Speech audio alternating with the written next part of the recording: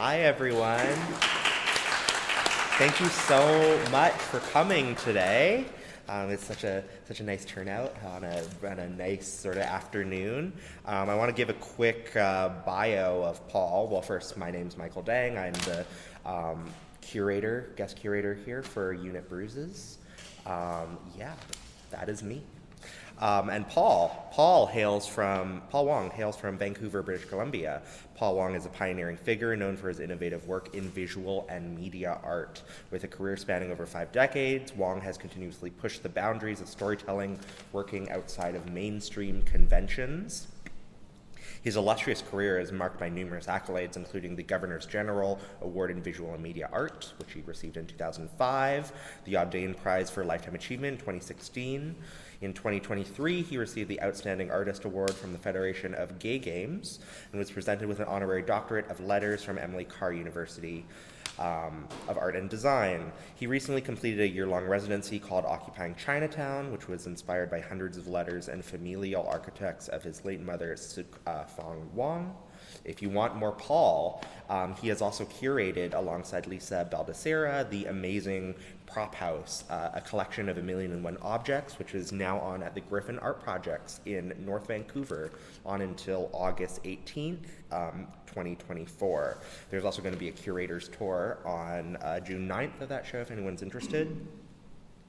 Paul just got back for this very talk from Toronto, where he received the 2024 Fire Horse Award from the Real Asian International Film Festival. So congratulations, Paul, and thank you so much for coming to join us today. Thank you. Was there anything I missed in that bio there, or no? It was a good bio. I got it from the Real Asian, because you said that was a good bio. So we're hoping this can be sort of, like Kathy said, a sort of a free-flowing conversation. I'll ask Paul some questions, he'll ask me some questions, and we want to incorporate sort of the audience in here as well for anyone sort of comments, questions, concerns, that sort of idea. So I guess I wanted to start with some questions. I wanted to break the fourth wall a bit for our sort of first question, because you, in sort of prepping for this talk, you were saying that you had some questions for me, and so I was kind of interested in that. And in addition to being an artist, as I aforementioned, you also have a curatorial practice. Some people may know the 1990 to 1991 touring show Yellow Peril Reconsidered, which focused on Asian Canadian identity through the inclusion of 25 artists. But in sort of the early initial stages of planning this exhibition, this pairing between your work from around 1976 to 1978 and Theodore's sort of contemporaneous work from around those same years, nobody has ever made that sort of direct pairing before. I just wanted to know, when I sort of approached you with this sort of idea to do this, and I was showing you some Theodore works, and we were talking through some of your works from this time period. Yeah, what were your thoughts, and was this a sort of a pairing or a relationship that you ever thought about before? And you can be honest. You can be like, I thought this was a bad idea. You were earnest. Yeah. And I said yes, really, without giving it too much thought. Yeah. Because you came to me and I just said yes, sure. And this is what unfolded. And I walked in here. Besides you coming and getting a lot of material from me, we didn't really spend a lot of time talking about Theodore Wan. Yeah. I came and saw this exhibition for the first time when it opened. Yeah. And I saw the pairing. Yeah. The fact that you selected 3 of my works, and just several of Theodore's, in this octagonal room. I like the way that physically you've made these works speak to each other, and how you've used this octagon. Thank you. So it just felt like there was just enough and not too much. Yeah. And of course, for you to select these 3 specific works, I don't think these 3 specific works have been shown together in this way and never been paired. I think it's much more interesting that these three works have been paired with Theodore Wan's work. Much more interesting together than by themselves. Because I think I think a good group show, a good duet show, is often much more interesting than a solo show. I think a lot. So I like showing with other artists. I like being put together with other artists because I think the dialogue is more interesting. Yeah. And also because I think I've also worked. Hey, come on in. Yeah, it's all good. All these seats in the front are all cash. Yeah, we're intending this to be a sort of a casual talk. Yes. Say hello to all your friends. Hello, introduce yourselves, give hugs, kisses. No, I'm saying that, I've also always worked collaboratively. I mean, I like collaboration, and for me, collaboration is kind of sometimes difficult, but often it's safe. You're not alone. So in that sense, I'm not alone here. Yes. So in group shows, not just this. This is of course older work, but often in group shows like the one I've just curated. I've asked each artist, they're kind of like commissions. We didn't even go to their studios. I said, come to this warehouse of 1 million objects and respond, and don't think about it as art. Think it's okay. You're in a group show. You're not alone. So I think in that context, which is at the Griffin, the artists responded, and they're not alone. And I think they all worked, obviously connected to what they think and do, but it's not studio-based work. And in the end, it all becomes more of a collaborative process. Yeah. Thank you so much for your answer for that. It was something that we talked about a little bit when in sort of the initial stages of this exhibition, but you knew Theodore a little bit, right? Could you talk more about that, and maybe that could lead us into some of the more sort of like social and like cultural context in which a lot of these works were made?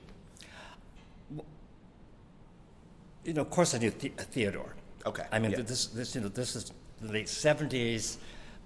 Small town, smaller even when you consider that he operated this thing called Main Exit at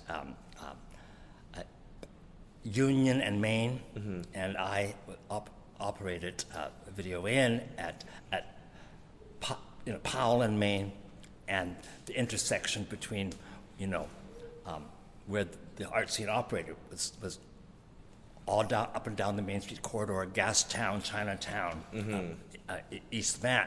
So definitely our paths crossed through the artistic circles. And I guess this question has been asked to me a number of times since this exhibition opened.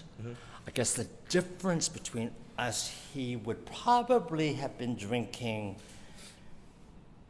chilled white wine in a restaurant on the west side of town, not that much further west, maybe, and I would have been drinking beer at the Smiling Buddha. so I think, and also because he had a formal education. He went to the hub of conceptual art, which is NESCAD, which I think a lot of this work is produced from. I didn't go to higher learning, and I learned by doing.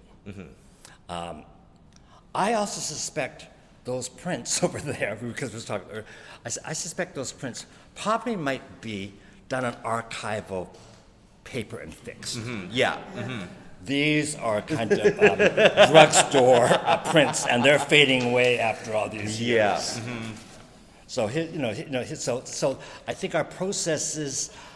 He had a tripod, if you can see, and he probably set up the lighting and had the time to, set up each shot. I think this was probably done on a camera resting on a book at the kitchen on a kitchen table. Just kind of, and I'm probably get the right height. So Yeah. So there's so that's how yes. But I certainly knew of him, and we certainly knew of each other, and we did our paths crossed. But I don't think he ever came and drank beer with me. Yeah. And I don't think I ever did a glass of chilled white wine with him. Yeah. But that was one of the reasons why I wanted to sort of do this pairing, though, is because, even though you're associated with, another sort of set of artists that were working in Vancouver at this time, and Theodore was associated with another set of artists, there was definitely these dialogues and relationships happening with each other in Vancouver at this time that I felt like, pairing them together sort of elucidated those dialogues that maybe were happening even if they weren't necessarily so direct as, I worked with this person and, in a very sort of close proximity. So there's two people here. Keith, Yeah. you both, did you know Theodore? No, you didn't. Did anyone know Theodore in this room? Wow. Okay. Yeah, and then everybody knows Paul. Everybody, right? But unfortunately, Theodore did pass on quite early in life. Yeah, he passed away at age of 33 in 1987. And sort of the story about Theodore is that he comes back to Vancouver after his sort of length at NASCAD in around like 1970, 1979. He opens up his own artist-run center, which is Main Exit, which is open from, I want to say, 1980 to 1982, 1983, something along those lines. And he opens up a sort of a commercial business where he takes people's headshots, people like sex workers and that sort of idea. But except for one performance in 1981, which he does at UBC, which is in the Department of Psychology, called Only the Mind is Allowed to Wander. He sort of, some say that he sort of drops out of sort of the capital FA fine art world in that sort of idea. So even the last sort of few years of his life, he's not as immersed in the scene. And I guess that's a good sort of segue to sort of talk about let's talk about your life in this sort of era. So these three works included in the show were made. The earliest one is from 1976, which is Blood Brother. That is 60-unit Bruise and 50/50. 50/50 also has just reappeared in the Western Front Archive. We thought it was lost for a very long time, but they just found it, and so this is the first time it's been in an exhibition. We got 7-Day Activity from 77, and we got Intensity from 1978. Should I just take them through these works? Yeah, we can take them through these works. I was going to say, if people don't know anything about sort of the Main Streeters, if you could talk a little bit more about, your relation, the Main Streeters, for people who aren't in the know, and then, we can sort of take them through the three works as well, and, Well, the Main Streeters are a gang of people that I met in elementary school in some regards, and in high school, but really through the art room. Mm-hmm. And we kind of went into the world together, and many of them are still, they're all my close friends, but some of them are still my daily friends. And I guess part of it is as East Vancouver went to Tupper, we forged this kind of whatever this is, this creative energy, this way of going out into the world. Some people call it a collective, a group, or a gang, but I think Michael Turner here did the first big exhibition of this. He co-directed called Main Street is Taking Advantage in 2015, which was the first look at the 10 years, the first 10-year period of the Main Streeters. And together and individually, we created a lot of stuff, events, art, trouble. We just kind of went out as this kind of force, much the way I think a gang kind of does, because we needed each other. Mm-hmm. I couldn't walk into this room alone, mm-hmm. but I could certainly walk in with the Main Streeters, mm-hmm. and we did. And it allowed us entry into the more, outside of East Van, outside of Main Street, into these more genteel artist spaces. But certainly we were also involved in starting a lot of artist-run spaces like Video Inn. We were regulars at the Western Front, where from the very, very beginning, and with pumps, I mean, we quickly, built allegiances and getting more formulated and doing stuff and exploring the world together. And a lot of my early works really involve the Main Streeters in various roles as collaborators, technical assistants, as voices, as builders, as interlocutors, as disruptors, and as inspiration.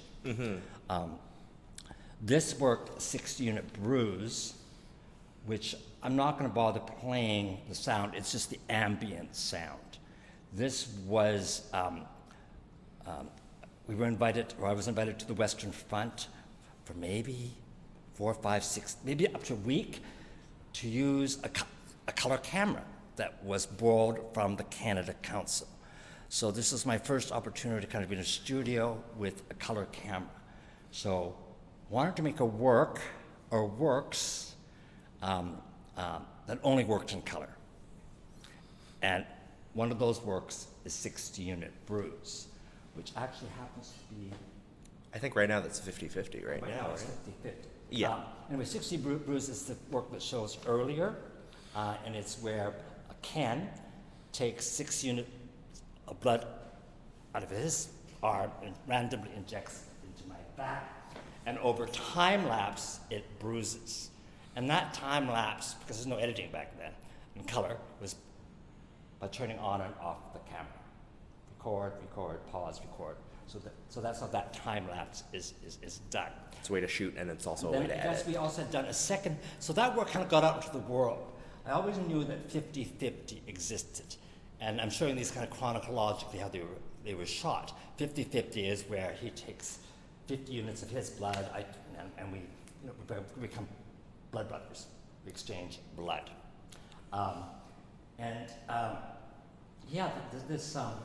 This work, the Western Front has been digitizing their archives. I just was making fun of archives earlier. Yeah. They were digitizing their archives, and like 2 years ago, they digitized this 30-minute half-inch tape. And in it contained the original recording of 6-unit Bruise and 50-50 and about 6 or 7 other short enactments and recordings, including the original recording of Camp Potlatch, which is something you curated into Main Street has taken advantage, which we only had a couple of Polaroids or photos, and then as one of the performance, we reenacted it. So now I have the original Polaroids, the enactment we did based on memory, and which is not shown here, Camp Potlatch, which was like, wow. So, that's how kind of loosey-goosey and fluid that the way we worked, that we didn't archive and catalog, and that's the way I worked for a very long time, and even now, the works just kind of come and go. They're not positioned to go out into the world. They're not commodified, so they're market friendly. They're not archived instantly, so one can find it. But 40-something years later, the Western Front, where it was originally recorded, there's now I now have these 7 new works, which of course you're seeing 50-50 for the very first time. This is 6-unit Bruise. So the genesis of where 6-unit Bruise comes from is that, I grew up at that time where I experimented with a lot of things, art and life and drugs. And one of the things that we had been experimenting with of course, is also, injecting, at this point, cocaine and speed bombs a little bit. And one of the things that you kind of did, and only with the most trusted people, you did that. And only with the most trusted person would you share a needle with. And that's one of the things that we did. We shared needles, and that's where kind of our intimacy also kind of started. You know, this actually brought us kind of together in kind of ways, because we were actually class enemies during high school. We competed with the same girlfriends, and were quite competitive in many ways. So this is where the work came from, because that was something we thought, let's do that. Oh yeah, that would work in color, and only in color. Like, you couldn't watch this work in black and white. It just wouldn't have the same thing, right? Yeah. So that's sort of background to the 6-unit Bruise. Any questions on that one? I'm kind of interested in sort of the class enemies in high school sort of idea, or the sort of the class divide between you and Kenneth, because that's something that I didn't know of in terms of, your sort of early relationship with Kenneth, because Kenneth was somebody who you were really close to. Could you speak more to sort of that relationship, because he is sort of a big figure and sort of presence in a lot of these work. Kenneth Fletcher, who's the policy collaborator on. We could segue. I mean, one of the things I did early on, and not just myself, but many artists at that time, including obviously Theodore Wan, another very notable artist, was of course performance, and the body, and turning the camera on ourselves. So, from very early on, maybe because we were cheap labor, I used my own body and my friends, and as subject matter. So in all these 3 works, of course, it's my body is prominent. That stopped around 1989 for a number of years. And then I did a work in 1984, Confused Sexual Views, which was very, very controversial. And I stopped using my body for a very long time after that, until like 2008. Because there's video as a mirror was one way of doing stuff in private and putting it out there. But at the same time, you make yourself very vulnerable. Kind of like the gang mentality. We can go out there as a group. What I would not speak of or do in public, of what I did with my friends recording. That videotape could be sent off somewhere. It could be shown somewhere. It could be shown to other groups of friends and like-minded colleagues. And also doing this kind of work, each time you shed that layer, you're also building a bit more confidence. So it works both ways. Yeah. I think that work. Should we talk about this work first? Yeah, Kathy, do you want to move the mic, or I can? Go in order. Yeah. It's probably because of your nerves. I hope everyone doesn't mind the head movement. So Advertised remedies for acne should be avoided unless they are recommended by a doctor. In all cases of acne, a doctor should be. So seven-day activity is just recording. You know what they say? The more you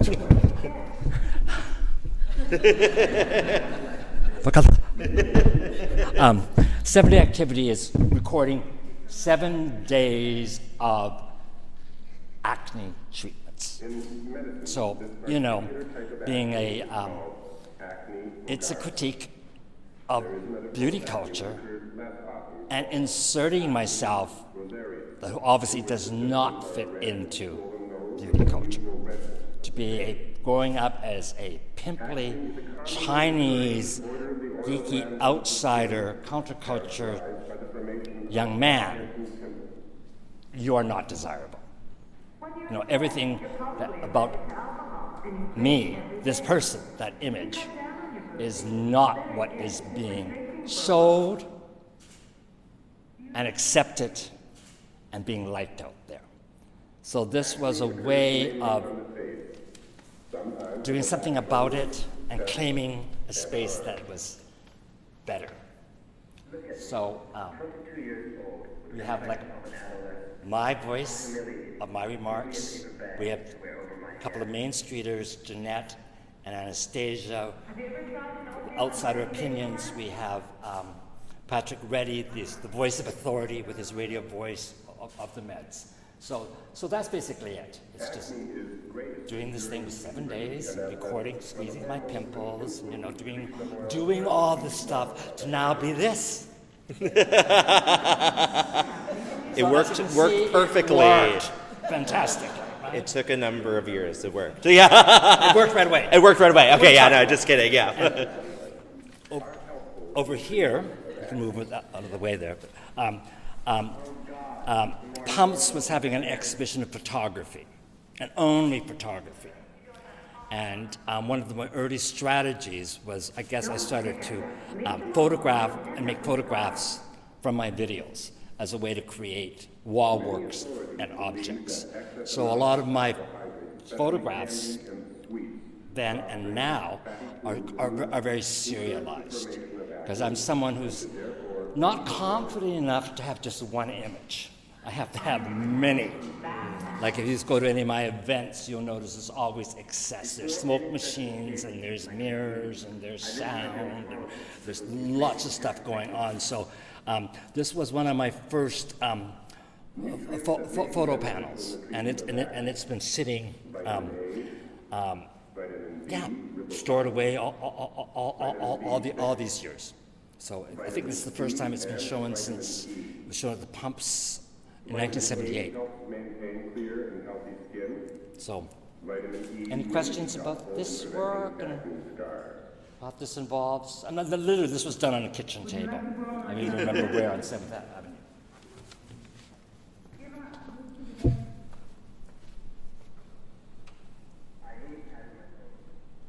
I mean, this work is, you know, I think the critique of this work, this idea of these types of selfies, is so, I hope they're totally different from the selfie culture that's going on now.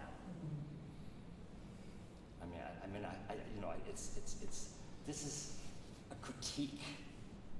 It's not pure narcissism. It's not about likes and followers. You know, it's not about platforms. Yes. I just wanted to say that both these pieces are very visceral. Very visceral. You have a very visceral response to it, because you're feeling like you're almost participating as the viewer, right? I feel that way as I'm watching it. So I'm curious as to when you were making it, if that was part of your intent.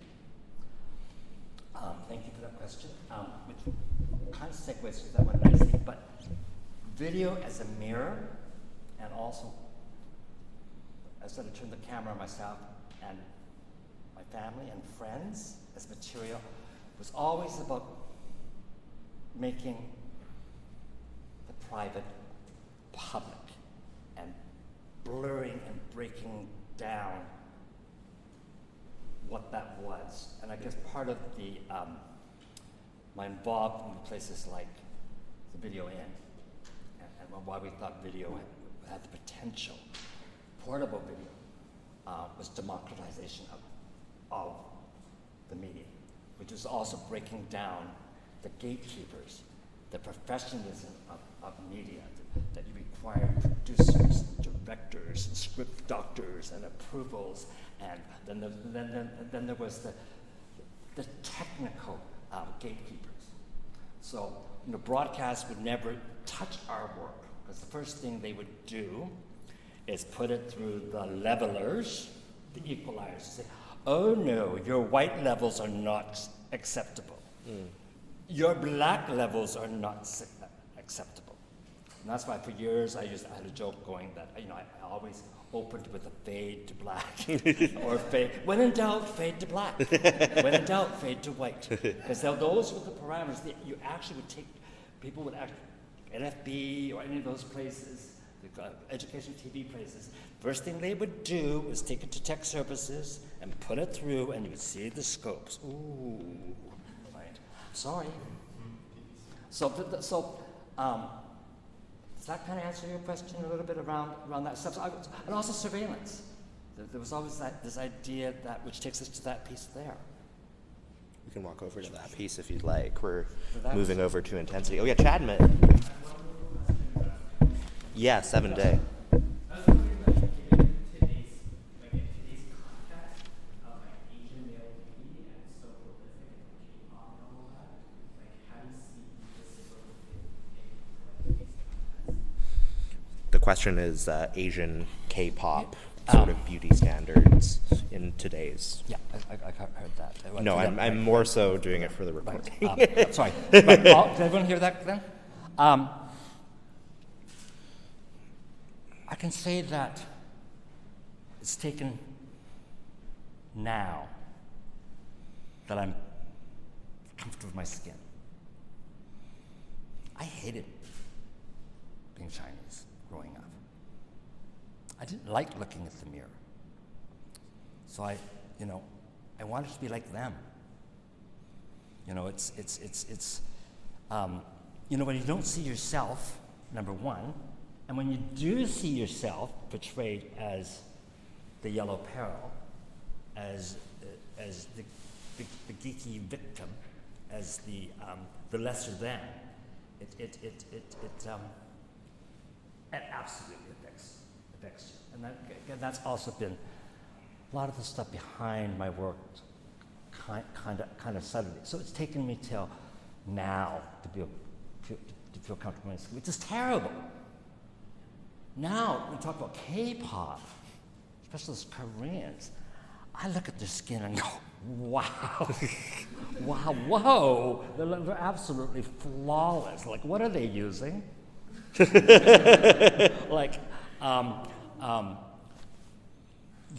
just, it's kind of a phenomena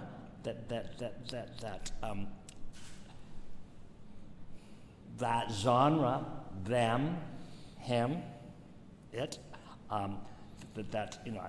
they do come across my feeds that they are now such a dominant force of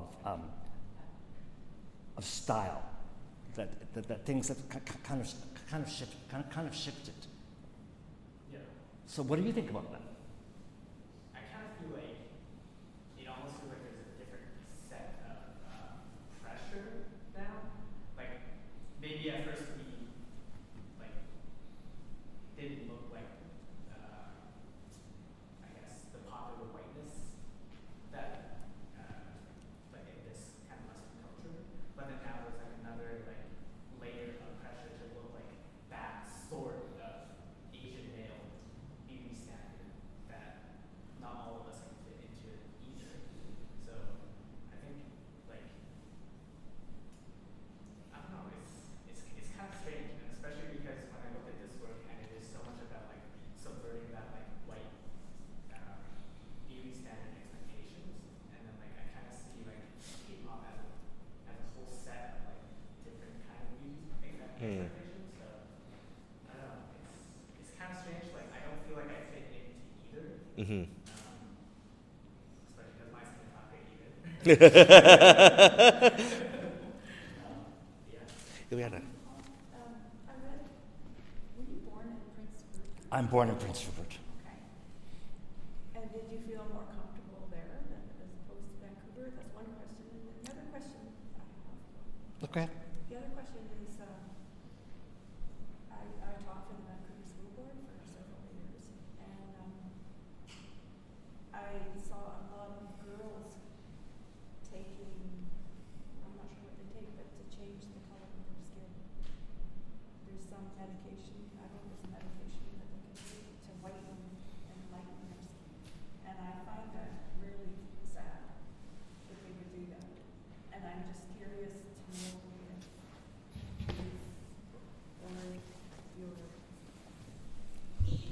someone. Readers who've done anything about that idea, if anybody's done Okay, anything. well, I'll answer your first question. I was born in Prince Rupert, the youngest of 4 children, Chinese Canadian cafe, and we moved to Vancouver.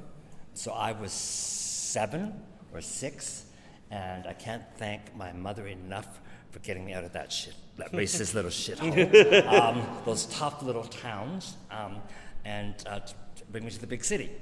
So I don't have much memory of it. Although recently, someone sent me a book to read called City of Rainbows, and I would write a preface for it, but I was too busy to actually read the book. And called City of Rainbows, which was a book about the fabulous Prince Rupert. They wanted me to write a nice little preface for it, but I didn't have time to read the book. I'm serious. That wasn't why I really was too busy. In terms of have the Main Streeters done anything about lightening our skin? These are works that are. But these girls are actually physically changing the color of their skin, not just with makeup but. What I'm saying is, not specifically, but absolutely conceptually, all my work has been about lightening darkening the whiteness. It has always been about shifting the gaze, not necessarily in a documentary or literal way, but definitely in providing alternative views and alternative ways of looking and accepting who we are. So the search has always been about positioning a new identity politic, not just for myself, but for others that weren't part of what you're now talking about. The K-pop thing, the boy band thing, the Britney Spears things. Those are all manufactured and produced. It hasn't really changed from the way that the white boy bands. The white boys couldn't live up to them either. The white girls couldn't live up to Britney Spears, because those are all very, very, very, very manufactured and produced looks. So, if you, I guess, all these views is providing acceptance for the other things besides top 40, right? Besides, I guess when I grew up, there was just 12 channels on TV. Now there's, millions of channels on YouTube. So you can choose what you want to look at. And you can also choose your community. Say that film too, Jean-Michel Basquiat, that Julian Schnabel created after he died. And there's a scene in the restaurant where these white male older men are kind of pointing fingers at him. And he's talking to someone and he says, what year is this anyways? And I think he felt very like he was in a fishbowl because he was black and he was in this wealthy restaurant. And so what he ended up doing was, I think, paying for their meals. He said, here, he gave me cards, just pay for these meals because it was like they were mocking him. And it seems that there should be an acceptance and a level of everything. Animals they don't pick and choose. Right. Thank you. So we'll shift to this work, which how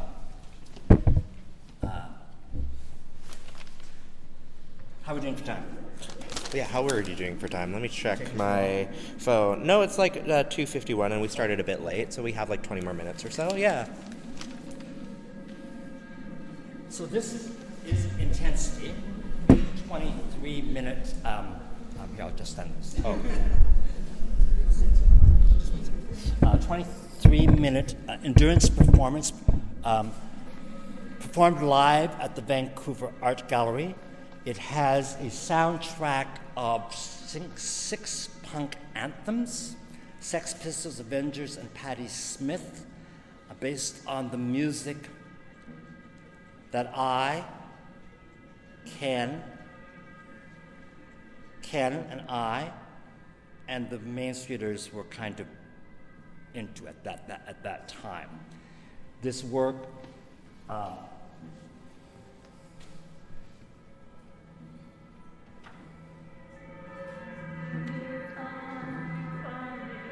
was performed in front of a live audience who didn't have any idea what they were coming to, in a custom-built 8-foot by 8-foot cube with 5 cameras, one on top, one on each wall looking in, and the outside, each wall had 5 television monitors. So the audience got an expanded view of the movements, this kind of imploded view. So this is a live recording of this performance. This performance is dedicated to Kenneth Fletcher, who had committed suicide several months before. So this is a response to that event.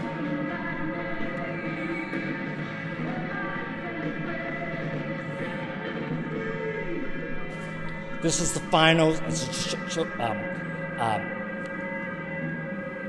song of this performance, sung by Patti Smith, on his suicide note that he had pinned to his robe, hanging from the foot of my bed.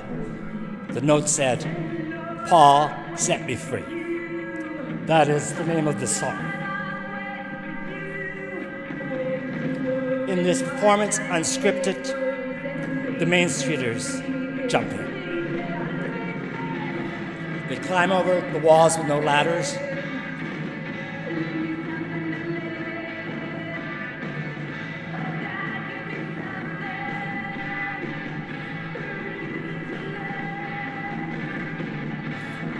And if I'm not mistaken, just for sort of context,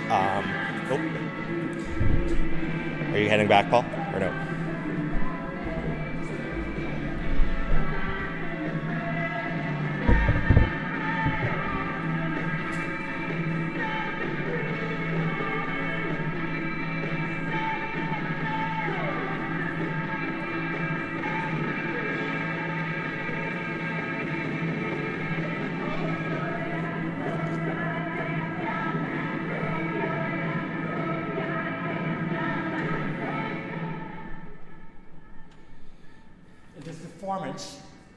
I never recorded the sound. There's speakers above me. I never expected to hear the audience. I would just let the performance climb in and the music would start. But throughout the whole performance, it started. And then this year, people start to throw things in. It was just one of those extraordinary kind of performances. I mean, that's kind of performance art. You didn't know what was going to happen. It wasn't completely thought through. It was certainly never rehearsed. I know that when the Vancouver Art Gallery built this box, none of those people worked there. I didn't know afterwards that they, without me knowing it, had built the panels in a way that it could be removed in case something happened to me. That would never happen now. You could never do something like that in a place like that, I don't think. So anyway, there's some context. You said you had something? Yeah, and just for sort of context, so it was a 8-foot by 8-foot cube, and the performance happened in one night, right? And it was an endurance piece, but then the cube stayed up as sort of an installation piece for a while, and then the televisions outside would continue to play feeds from the performance as well. That's right. Yeah. Mm-hmm. This is a work that we sort of talked about as sort of very influenced by sort of what's going on in like avant-garde dance at the moment too. Did you bring up Merce Cunningham or Yvonne Rainier? Or... No, I said there's no definitely not Merce Cunningham. But I was going to get to the punk. A lot of this work is, I guess, responding like a lot of the work I was doing was anti-television, anti-narrative film, anti-didactic documentary. The work I was doing was kind of experimental. Chris Burton, Lisa Steele, the Von Rainers, the Douglas Gordon, Steve Paxton, a lot of dancers who had broken free from expressive modern dance or uptight ballet, who trained in those things, were now doing, physical dance. They were using their bodies in non-conventional storytelling, romanticized, traditional ways. So, of course, slam dancing was like that. So this movement, this was very much derived from seeing and working with many of those people. This kind of movement, just slamming against the wall. I mean, doing performances for Douglas Gordon, would light up a cigarette,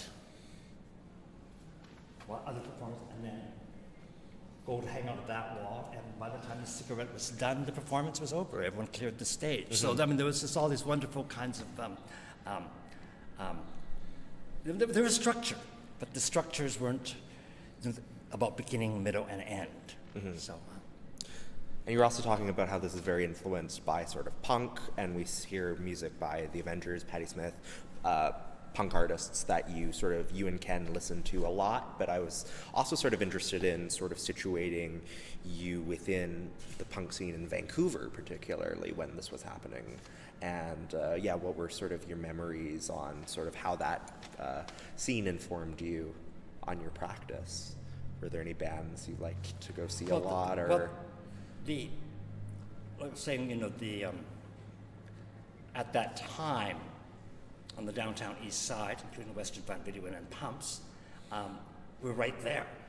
I mean, this was an intersection of fashion, art, music, rebels, alternatives. Mm-hmm. A lot of young people coming out of schools, moving downtown, and trying to find themselves, mm-hmm. which a lot of us were, the hippies had turned their backs on white picket fences, and the punks were turning their backs on these, white upper middle class, privileged hippies. Mm-hmm. So I was also part of that. So we were all part of trying to find a place in society, in our city, in our neighborhood. So so it was very active. It was mm-hmm. it was an amazing time of, like I say, collaborations and doing and going and being part of. Mm-hmm. Do you have any more audience questions, comments? Yes, back there. I wanted to ask about the evolution of the Main Streeters.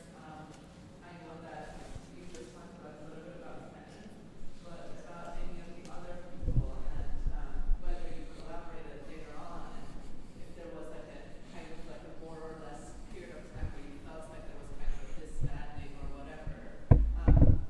How did it evolve after this period of time where these pieces were made? Michael, who was the co-curator of Taking Advantage Main Streeters, who examined all that very closely. You might have a better view of Main Streeters then and now. You have to repeat the question. I'm sorry. I think you began talking about other people that Main Streeters were collaborating with. Where are they now? Within the group, I was just asking about the evolution of the group. If there was later on collaborations, if there was a moment in time where it kind of dissolved, what happened? Okay. I will say that the show that we curated, Taking Advantage Main Streeters 1972 to 1982, covered the period from the group coming together in high school, not with some art instruction, but not a lot of formal instruction, a lot of, I think, free time, playtime. You did have a great instructor there in the high school. I forget his name. But something Paul said earlier about the art gang. The group thought of itself as a gang. Gangs were actually informal formations in Vancouver back in the day.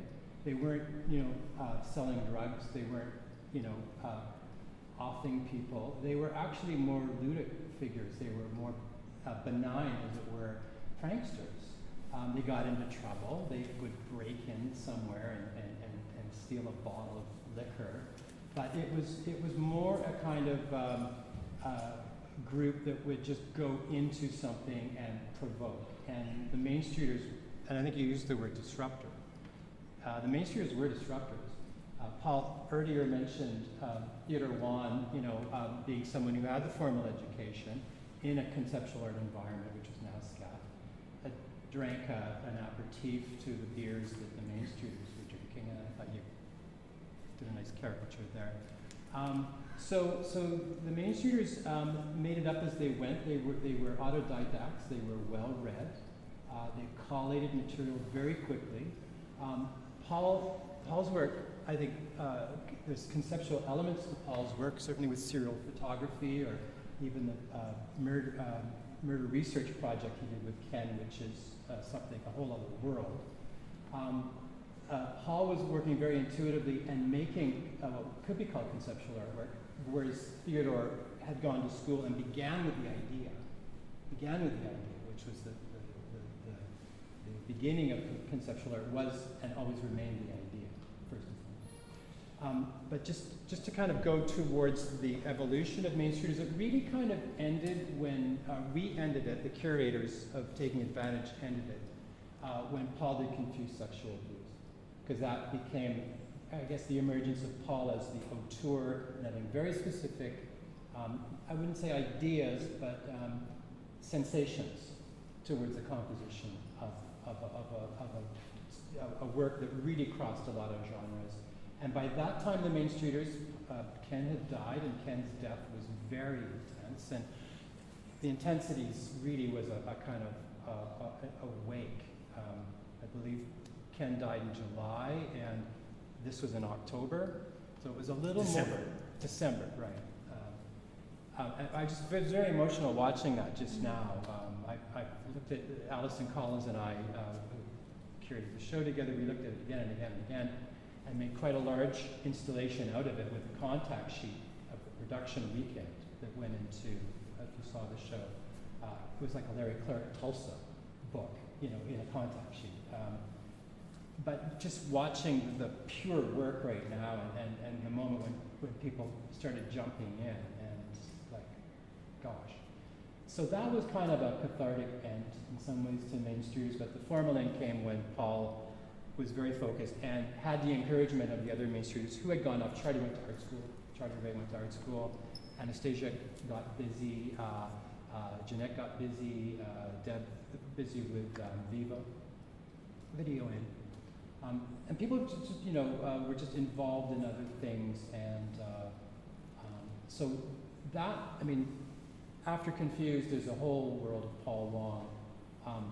And there are elements of Main Streeters, that sparkle, throughout the work that came. But I think I'll stop here, just to your question. Jeanette Reinhardt and Anastasia were both involved in co-founding Video in Evo, which is now set up in the Street Theatre. And Jeanette was very key to starting the distribution. It was there for many, many, many years. Anastasia went on to, still is a set decorator. Charlie Ray, Main Streeters also published a magazine for many years called Ennui. Charlie Ray is a visual artist and a painter. In fact, what day is it today? Thursday. On Thursday. Sitting, being honored ad nauseum, incredible. It was just all about me. This Horse Award from Real Asians International Film Festival in Toronto at the Shangri-La Hotel. Table number 1. It's all happening. And then Olivia Chow comes over. There's no table set for her, but she was not scheduled or she couldn't be there, but she arrives. She comes over and sits beside me with Adrian Clark's in there, and starts talking to me like we're best friends. I said, okay, it's a politician, but no, we're like best friends. She's here. She had to she got out of the thing early to put this in. She hits that stage, and she gives this bio that's unbelievable. I said, well, she knows her stuff. And I couldn't quite put together why she knows that stuff. And it's Jeanette Reinhardt, because I realized it's Glenn Sanford, Jack Layton's best buddy and campaign manager. And they've always visited back and forth here in Toronto and the place in Vancouver Island. So Olivia, of course, knew. She wasn't just something with notes. So anyway, that's a segue into where people are now. So And how it comes around. Yeah, right. And you can hear Jeanette and Anastasia in this video specifically. Yeah, and then we're almost out of time, but we wouldn't mind. We would like to have some time in like the last sort of few minutes, if anybody you can has ask anything you want. Anything you want. I've already told you things I've never told anybody today, so I'm comfortable telling it 40 years later. But you know. Life of an artist. Any regrets? Any regrets for being an artist? Yeah, well, anything that really stuck with you, like you. I have no regrets. I've always said guilt-free living. I mean, I think if I listened to all those other voices that said, don't, no, you can't, that's stupid, that's bad, that's horrible, that's undiplomatic, that's not good, that's not good enough. No one likes that stuff. That's not what people are doing now. You should be feature film. You should be doing that. No, I'm happy. I'm happy that I listened to my own voice. And it was never for the likes and for the followers. So that answer your question? Sorry, I have another one. Just okay. As a childhood immigrants, obviously we're all familiar with the expectation of all of the things you would do with your career. It doesn't include being an artist. How did you deal with whether did the life as an artist affect your relationship with your family? If there was disappointment or mismatched expectations, how did you deal with that at that age? It seems high school seems so young to kind of develop this courage, the lifestyle, the clarity to pursue art in a serious way, and you obviously continued on. Did it really affect your relationship with your family? Was that at all part of the journey for you, or was it never really? Okay.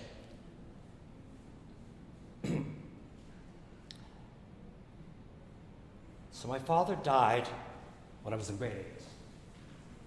I picked up a Cadillac from my oldest half-brother to go off to a fabulous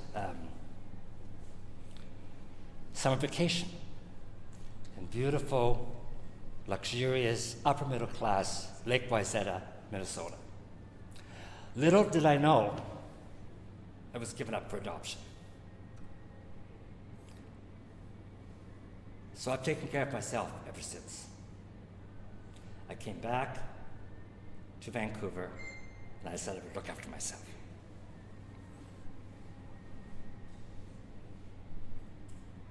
Yeah. So that's something that I think I've shared with many people.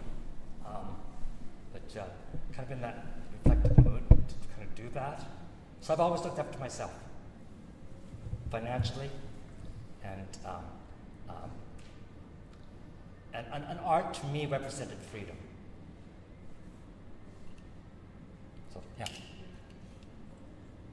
Thank you, everyone. I think we're out of time now. We've been about an hour. But thank you, everyone else, for coming out. Thank you so much to Paul for... Oh, don't forget your tote bags. Yeah, we're selling tote bags. The totes go to cancer, the Canadian Cancer Society. So please pick some up. We have a few left. And also, if anyone wants to hear me talk a bit more, I'm doing an archival talk with Sabina Sutherland, and that's on June 9th?